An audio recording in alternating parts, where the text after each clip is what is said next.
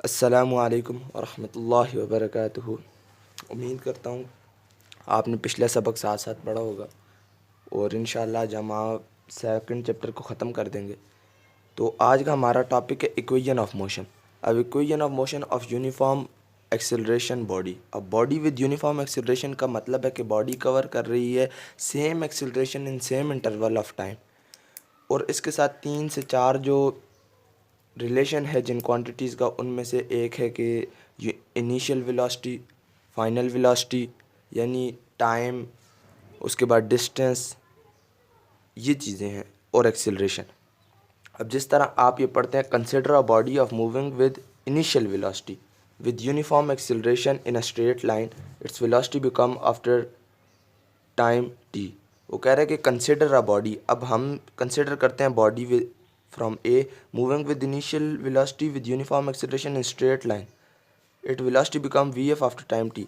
ये यहाँ से आती है, यहाँ पे इधर स्टॉप हो जाती है, और जब इधर स्टॉप होती है its velocity become V F. इसकी वेलोसिटी इधर हो जाती है वी एफ। अब इधर से और इधर से इधर तक का जो डिस्टेंस है वो क्या होगा, एक्सेलरेशन। तो ये इनिशियल वेलोसिटी आ गई, ये फाइनल वेलोसिटी, और टाइम इसने कितना कंज्यूम किया है, ये टाइम आ गया, और यहाँ से यहाँ तक ये क्या आ गया, डिस्टेंस। ये 4 से 5 क्वांटिटीज़ इसके साथ रिलेट करती हैं। अब सबसे पहले first equation of motion. First equation of motion, अब जब आपको ए से बी तक का डिस्टेंस और इसकी एक्सेलरेशन फाइंड करनी होगी तो हम क्या फाइंड करेंगे, स्लोप। अब स्लोप किस तरह फाइंड करेंगे, स्लोप एक तो होता है rise divided by run. Rise कहते हैं ऊपर जाने को, रन कहते हैं नीचे, ये जो एरिया, वरना इसको आप कह सकते हैं बेस, परपेंडिकुलर और बेस। ये परपेंडिकुलर होता है और ये बेस होती है। अब ए से बी तक का जो जो एक्सेलरेशन है, ये इसकी परपेंडिकुलर आ गई बी सी, और ये इसकी बेस आ गई ए सी। अब हमने लिख दिया slope of line A B is equal to B C divided by A C. अब यहाँ पर देखें, हम ये कह सकते हैं कि B D minus C D, यानी एक पूरे बी डी में से सी डी को निकाल दें, पीछे क्या बच जाएगा, बी सी। ये इस तरह ही है जिस तरह आपने इधर ए बी सी फाइंड करना है तो आप ए सी में से ए बी को माइनस कर देंगे तो पीछे क्या बच जाएगा, बी सी। इसी तरह आपने इधर बी सी फाइंड करना है तो आप बी डी में से सी डी को माइनस कर देंगे, पीछे क्या बच जाएगा, बी सी। तो इधर हमने लिख दिया B D minus C D. अब लाइन ए सी जो है वो क्या शो कर रही है, टाइम, और ओ डी क्या शो कर रही है, टाइम, इसलिए हम ए सी को ओ डी के बराबर ले सकते हैं। अब ओ डी को इधर ले लिया है, अब इनकी वैल्यूज़ को पुट कर देंगे। ओ डी किसके बराबर है, टी के, बी डी किसके बराबर है, फाइनल वेलोसिटी, और सी डी किसके बराबर है, इनिशियल वेलोसिटी। वैल्यूज़ जब पुट की हैं तो आपके पास एक्सेलरेशन आ गया है। अब अगर आपने यहाँ से फाइनल वेलोसिटी फाइंड करनी है तो टाइम यहाँ पे डिवाइड हो रहा है, इधर आके एक्सेलरेशन के साथ मल्टीप्लाई हो जाएगा, और इनिशियल वेलोसिटी माइनस हो रही है तो इधर आके इनिशियल वेलोसिटी क्या हो जाएगी, प्लस हो जाएगी। इसी तरह अब सेकंड इक्वेशन ऑफ मोशन है। सेकंड इक्वेशन ऑफ मोशन में वो कह रहे हैं कि आपने टोटल डिस्टेंस फाइंड करना है कि इस पूरे का टोटल डिस्टेंस कितना है। तो टोटल डिस्टेंस में अगर आप गौर करें तो एक यहाँ से यहाँ तक, एक तो ये ट्रायंगल बन रहा है और एक ये रेक्टेंगल बन रहा है। तो अब टोटल डिस्टेंस फाइंड करने के लिए आपको ट्रायंगल और रेक्टेंगल दोनों के एरिए को प्लस करना होगा, तब आपके पास जाके टोटल डिस्टेंस आएगा। सबसे पहले हम रेक्टेंगल का एरिया फाइंड कर देते हैं। रेक्टेंगल के एरिया जब भी हम फाइंड करेंगे तो इसमें एक उसकी हम लेंगे बेस और एक उसका लेंगे परपेंडिकुलर। अब ओ ए और ओ डी देखें, ओ ए इसकी आ गया परपेंडिकुलर और ओ डी इसका क्या आ गया, बेस। अब ओ डी टाइम है और ओ ए क्या है, इनिशियल वेलोसिटी है। तो इधर ही हम O A multiply by O D कर देंगे और वैल्यूज़ को पुट करेंगे तो V I multiply by T हो जाएगा। अब एरिया ऑफ ट्रायंगल है। एरिया ऑफ ट्रायंगल हमेशा आपको याद होना चाहिए कि एरिया ऑफ ट्रायंगल होता है 1/2 बेस मल्टीप्लाई बाय विड्थ। अब बेस है इसकी ए सी, ए सी क्या है हमारे पास, शो कर रही है टाइम को, और बी सी हमारे पास इसकी विड्थ है। बी सी क्या शो कर रही है, गेन एट स्पीड, की कितनी स्पीड उसने गेन की है, वो किसके बराबर है, ए टी। ये आपने ग्राफ को याद करना है, ये ग्राफ लाजमी आपने बनाना होता है जब भी कोई इस तरह का क्वेश्चन आता है। तो गेन एट स्पीड उसके पास क्या है, ए टी। अब आपने 1/2 तो एरिया, क्योंकि ट्रायंगल हाफ होता है ना, तो इसलिए ये तो उसका फार्मूला है 1/2 बेस मल्टीप्लाई बाय विड्थ। अब बेस को विड्थ के साथ जब मल्टीप्लाई करेंगे AC मल्टीप्लाई बाय BC, अब वैल्यूज़ को पुट कर देंगे। AC टाइम के बराबर है और BC AT के बराबर है, तो टाइम मल्टीप्लाई बाय AT। अब 2t जब मल्टीप्लाई हो रहे हैं तो लाजमी बात है t² बन जाएगा इज इक्वल टू 1/2 AT²। अब हमने इधर बोला था कि टोटल डिस्टेंस फाइंड करने के लिए हमें एरिया ऑफ रेक्टेंगल को एरिया ऑफ ट्रायंगल के साथ प्लस करना होगा। अब टोटल डिस्टेंस हम फाइंड कर रहे हैं तो एरिया ऑफ जो रेक्टेंगल है उसको प्लस कर देंगे एरिया ऑफ ट्रायंगल के साथ। अब इधर जो है S टोटल डिस्टेंस आ जाएगा इज इक्वल टू, पहले आ जाएगा VIT, ये मल्टीप्लाई हो रहा है ना तो आपको इसको इस तरह भी लिख सकते हैं। ये आ गया VIT प्लस 1/2 हाफ AT²। ये आपके पास second equation of motion find होगी।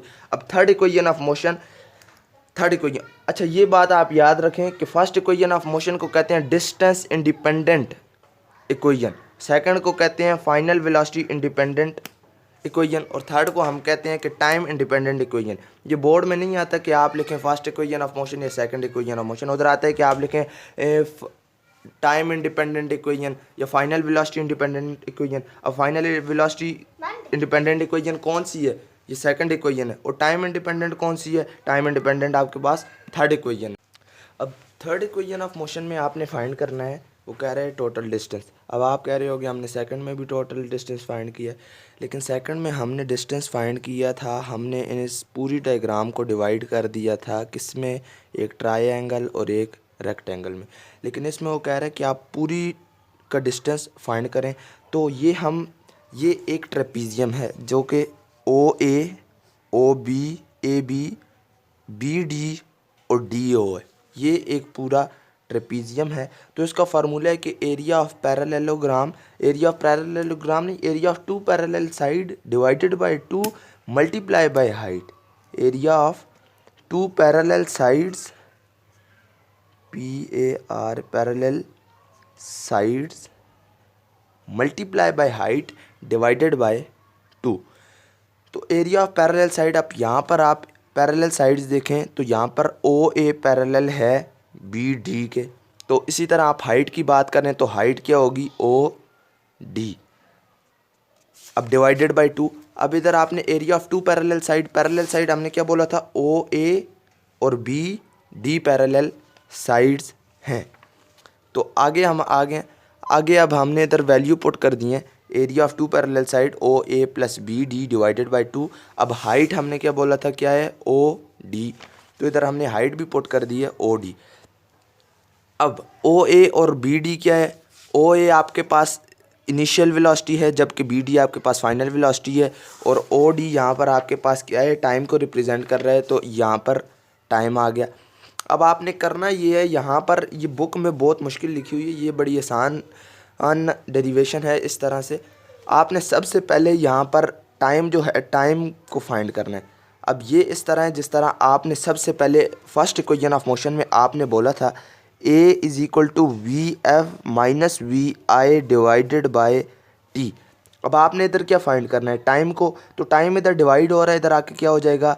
मल्टीप्लाई। ये हो जाएगा TA is equal to VF minus VI। अब A मल्टीप्लाई हो रहा है, A आके क्या हो जाएगा? डिवाइड। तो आपके पास क्या आ जाएगी? टाइम की वैल्यू आ जाएगी। अब टाइम की वैल्यू जब आपके पास आ गई है तो आपने यहाँ पर टाइम की वैल्यू को पुट कर देना है। क्या करना है? टाइम की वैल्यू को पुट कर देना है। तो VF plus VI into VF minus VI divided bye A। अब जब आप इसको मल्टीप्लाई करेंगे तो ये हो जाएगा VF² minus VI² divided by 2A। अब 2A इधर क्या हो रहा है? डिवाइड। इधर आके क्या हो जाएगा? मल्टीप्लाई। तो आपके पास ये टोटल आ गया है। टोटल डिस्टेंस ट्रेपीजियम का कितना होता है? अब उसके बाद एक आखिरी टॉपिक रह गया इस चैप्टर का, जिसके अंदर हमने बताना है जी motion of freely falling bodies. Motion of freely falling bodies का ये है कि फ्रीली फॉलिंग बॉडीज़ का जितना भी मोशन है ग्रेविटी के अंदर हमने उसको बताना है। सबसे पहले आपने इसकी डिस्कवरी लिखनी है कि Galileo was the first scientist to notice that all the freely falling bodies object have same acceleration independent of their message. इसका मतलब है कि ये अगर, लेकिन उसने, आपने ये बात समझनी है, उसने बोलता अगर एयर रेजिस्टेंस ना हो, इंडिपेंडेंट ऑफ देयर मैसेज, मतलब अगर उसने बोला था कि एक टावर से आप अगर एक कागज़ को और एक पत्थर को फेंकते हैं तो हमारे जहन में आता होगा भाई कागज़ तो आराम से आएगा, पत्थर पहले आएगा। लेकिन उसने बोला था अगर इनको वैक्यूम में फेंकें जहाँ पे एयर रेजिस्टेंस ना हो, यानी हवा ज़रा भी ना हो, तो ये दोनों आपस में बराबर आके गिरेंगे। इसमें एयर रेजिस्टेंस ना हो, हमारे जहन में ज़्यादातर ये बात आती है कि भाई दोनों तो साथ आ ही नहीं सकते, कागज़ को फेंको एक पत्थर को फेंको, किस तरह आ सकते हैं। लेकिन उसने बोला था वैक्यूम में जहाँ पर कोई एयर रेजिस्टेंस ना हो। तो इस तरह अभी ये आपने उसके आगे डिस्कवरी लिखी है, डिस्कवरी के बाद आपने एक्सप्लेनेशन लिखनी है कि उसने बहुत ज़्यादा ऑब्जेक्ट्स को ड्रॉप किया था leaning tower of leaning tower of पिसा से फाइंड किया, फेंका था, जिससे उसने फाइंड किया था कि all of them reach the ground at the same place, यानी सब के सब जब ग्राउंड पर पहुँचे तो बराबर पहुँचे हैं। ये नहीं है कि जो भारी है वो पहले पहुंचा है और जो नहीं भारी वो बाद में पहुंचा। उसने बोला अगर एयर रेजिस्टेंस ना हो वैक्यूम के अंदर, जहाँ पर कोई एयर रेजिस्टेंस नहीं होती, तो उधर ये दोनों बराबर आकर गिरते हैं। और ये आपको पता होना चाहिए, फ्रीली फॉलिंग बॉडीज़ ग्रेविटी को हम रिप्रेजेंट किससे करते हैं? जी से। ये जी से हम ग्रेविटेशनल एक्सेलरेशन को रिप्रेजेंट करते हैं। ऑन वैल्यू ऑफ अर्थ, इसकी वैल्यू अर्थ के ऊपर अप्रॉक्सीमेटली 9.8 मीटर पर सेकंड स्क्वायर है, लेकिन हम इसको ज़्यादातर डिनोट करते हैं 10 मीटर पर सेकंड स्क्वायर। ये एक चीज़ आपने और याद करनी है कि भाई फ्रीली फॉलिंग बॉडीज़, ये जो जी है ग्रेविटेशनल एक्सेलरेशन, ये पॉजिटिव तब होती है जब बॉडी ऊपर से नीचे गिर रही हो, और नेगेटिव तब होती है कि जब बॉडी को नीचे से ऊपर फेंक रहे हो। यानी जब बॉडी को आसमान से हम नीचे फेंकते हैं तो उसकी ग्रेविटेशनल एक्सेलरेशन क्या होती है? पॉजिटिव। और जब नीचे से ऊपर फेंकते हैं तो उसकी ग्रेविटेशनल एक्सेलरेशन क्या होती है? नेगेटिव। और इसके साथ आपने एक और चीज़ याद करनी है कि जिस तरह हमने इधर बोला था A is equal to V F minus V I divided by T, और इधर हमने बोला है कि S is equal to V I T plus 1/2 A T square. जब हमें इधर हाइट फाइंड करनी होगी तो डिस्टेंस रिप्लेस कर देगा हाइट को, H is equal to V I T plus 1/2 G T square हो जाएगा। इसी तरह इधर भी जी आ जाएगा, इधर भी जी आ जाएगा। ग्रेविटेशनल एक्सेलरेशन फाइंड करनी हो तो G is equal to V F minus V I divided by T, और इधर एस जो है वो हाइट को रिप्लेस करेगा और ए जो है वो ग्रेविटेशनल एक्सेलरेशन को रिप्लेस करेगा। इसी तरह अगर आप आगे आ जाएं, आगे इधर हमारे पास इसका लास्ट जो आया है वैल्यू वो 2as is equal to V F square minus V I square. अब इधर भी एस किसको रिप्लेस कर देगा? हाइट को, और ए किसको? ग्रेविटेशनल एक्सेलरेशन को। अगर आपने हाइट फाइंड करनी है तो 2a इधर मल्टीप्लाई हो रहा है, इधर आके क्या हो जाएगा? डिवाइड हो जाएगा। तो ये सेकंड चैप्टर अल्हम्दुलिल्लाह हमारा ख़त्म हो गया है। उम्मीद करता हूँ कि आपको समझ भी आई होगी, और ज़्यादा से ज़्यादा इनको याद करें क्योंकि ये आपके लिए बहुत आगे मुफीद हैं, और इनको ज़्यादा से ज़्यादा लिखें। इंशाल्लाह नेक्स्ट चैप्टर कल से स्टार्ट करेंगे। उस तक के लिए अल्लाह हाफ़िज़।